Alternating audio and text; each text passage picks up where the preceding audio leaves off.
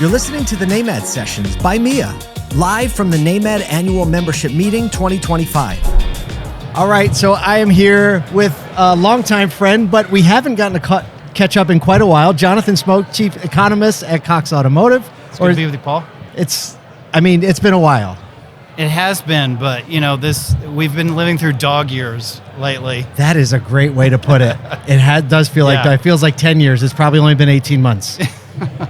So I think the last time we actually spoke in person is when you were taking on the new role as Chief Economist, and not just of automotive, but across all the verticals. So bring us up to speed. How's the last year plus been? Well, that started at the beginning of 2024. Yep. And obviously the election. Oh, so my timing isn't that bad. I said 18 months. No, yeah. Right about there. That's okay. not bad. My dog years are keeping up. The election happened. I remember that. And this year has been crazy dealing with, the most massive change in policy driven by an executive, from the beginning of their new term. And the auto industry in particular has been ground zero for that. Mm-hmm. So there's been plenty of focus and effort on automotive, but trying to make sense of where the economy is going. This has been a tricky year because we'd never experienced tariffs reaching this level the way that we have since the 1930s. Is that the comparison? Because I've never heard anyone even compare it to anything historically. So absolutely. In the 30s, something similar happened. The last time, and it basically was responsible for the Great Depression and World War II. Oh, fun. I think it was, when you look at that history, I sort of fell in that camp of, well, let's be slow to jump to the conclusion that the world's going to end tomorrow. Right. But we knew some rules were changing rapidly, and we needed to see how the economy was going to hang out. And since automotive has been right in the the front burner of all the changes that are taking place, I think we've had a front row seat to see, well, tariffs are not necessarily life ending. Yes. They have yet to really manifest a huge negative change in the market, but it's unleashed periods of roller coaster activity. I've used that word repeatedly since March. Yeah. And we're living it week to week and month to month, I feel like. Well, when this talk started happening and tariffs started getting talked about and markets started reacting, how do you feel like we're landing right now based on where you thought we were going to land when this started, right? Did you think we would be in this place or around this place? Like, could anybody have predicted the fact that right now it seems like, and I don't know, like this is just my perception, that there's a stabilization that's happening that most people didn't think was possible. A stabilization and possibly a re-acceleration in consumer activity this summer. We're still trying to parse that out and make sense, but when you look at consumer spending more broadly in the economy, since the beginning of July, we're back to April levels of spending growth year over year. So the consumer hasn't thrown in the towel.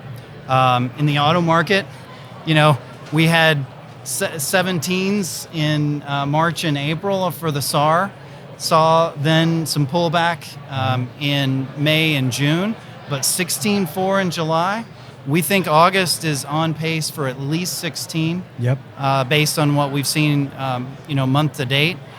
So we certainly are not seeing a devastating pull ahead from what happened earlier in the year. And I think you've just got a lot of moving parts. Yes. And none of them have been definitively negative. But most importantly, manufacturers are playing poker with decisions about tariffs and specifically changing production, changing pricing. They don't want to show their cards to the White House or to each other. And so as a result, the consumer's perspective is, gee, this isn't a bad time to buy right now. That's right. And I try to think of that. I get that question in consumer media outlets a lot. Is this a good time to buy a car? Of course, that's the question, right? And frankly, for the last several years, the answer to that is probably not, unless it's a specific model or a specific segment. Right, like historical pricing, interest rates, and all of those things compounded. But this summer, when you think about the perspective of, are you likely to pay more in the future? Are you likely to get a better deal in the future? I think a lot of people have concluded it's better now. Right. Plus, we think there's a substantial amount of pent-up demand. So that's part of the equation too. Let's talk about that, because back when the inventory shortage was going on and then pricing was out of control, we kept talking about sideline demand. And how has that re-entered the market? And you say there still is some. So can you explain how that demand that was pent up is still there, actually, some of it?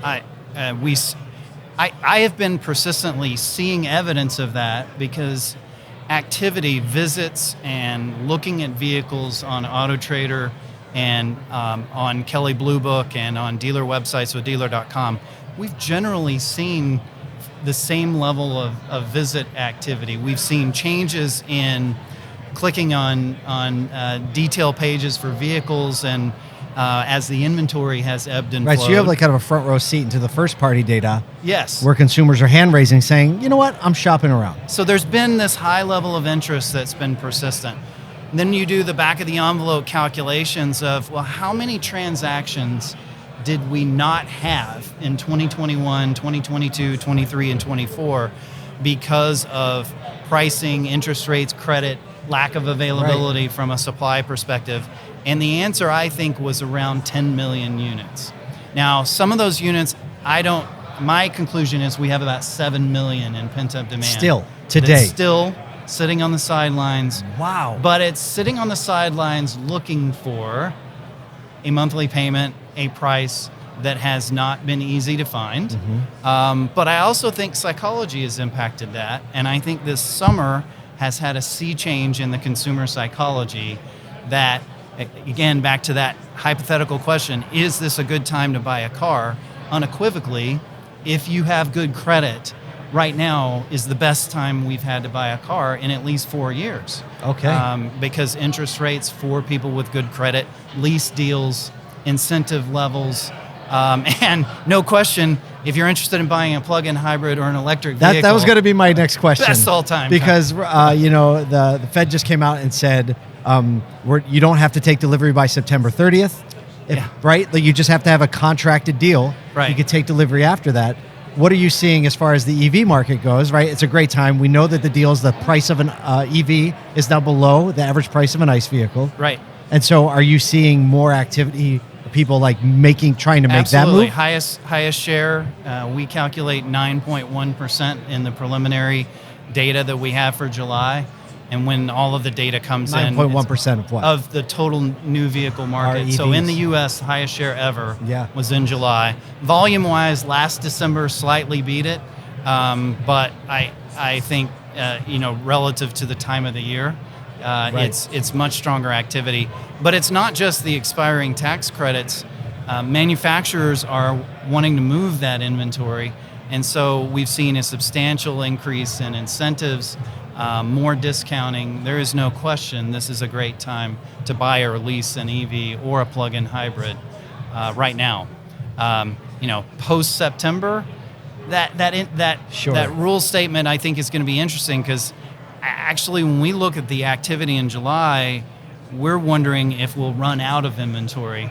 That maybe buys some room, because I'm asking, well, how flexible are they? Right. Do you need to deal with a specific VIN, so it needs to be manufactured and in transit? Or I didn't think of that. Like, can it be a new vehicle that you ordered? Right. That you and signed then take on 6 in contract? months, or is it something a little bit more immediate? And I have a feeling They haven't figured out they need to answer that question yet, yes, right? Right. And I think they will. Because if we keep the pace up in August that we had in July, we're definitely going to run out in total. And I'm not so certain that manufacturers want to ramp up production knowing that demand is likely to fall off. Well, it's a big question mark. Yeah. Right? I think everyone who's made EVs, most have done it unprofitably. Right. And so, but there is still this momentum, and I feel like I drive an EV. I have an F-150 Lightning. And I love it. I think it's a superior powertrain, and it fits. I do see more like this steady momentum of charging infrastructure happening and people just being more open to it as they learn more about it. Right. And so I'm curious to see, like, once now we know the incentive dollars are going away, which was kind of creating an artificial demand. Right. What do you think is actually happening within EV demand?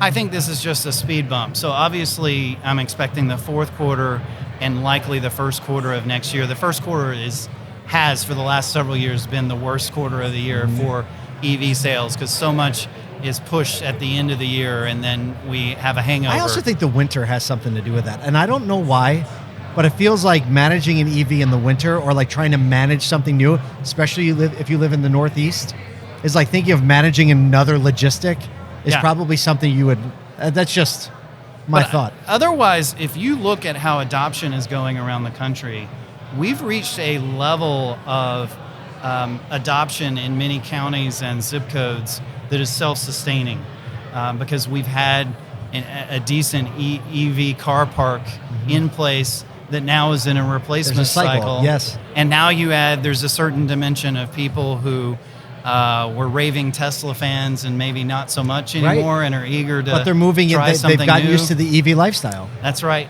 And we see, the research suggests that people who've had the right use case for EVs, such as yourself, are much more likely to keep that powertrain and be very loyal to that powertrain. So I don't see us going backwards in adoption. We've been, for the last couple of years, looking at S-curves by zip code, and almost every zip code in the country is continuing to show more adoption, not less. So you get to look at a lot of economies of scale, global economics, global automotive industry. Do you think an electrified future is inevitable? I do, because if you've got the right use case with today's technology and what it's capable of doing, I believe that for the typical household that has 2 or more vehicles, there is a place for at least one of those vehicles to be electric, because it makes much more economic sense, and the use case of how consumers use when they have multiple vehicles in a household, it's not pushing you to do things that are outside of what the vehicle is capable of doing, and it's a no-brainer. It's far more convenient. I drive a plug-in hybrid because as an economist I like to keep my options open, but almost all of the mileage that I get out of it is pure electric because it's a perfect use case.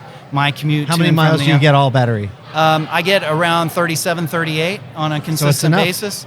And my commute to the office is around 30 miles round trip. So it's like literally perfect use case. And Cox has plenty of electric chargers if I need to go somewhere else. They better. So. This is my last question. I don't know if this is outside your scope of influence or your scope of understanding, but you definitely have an opinion on this.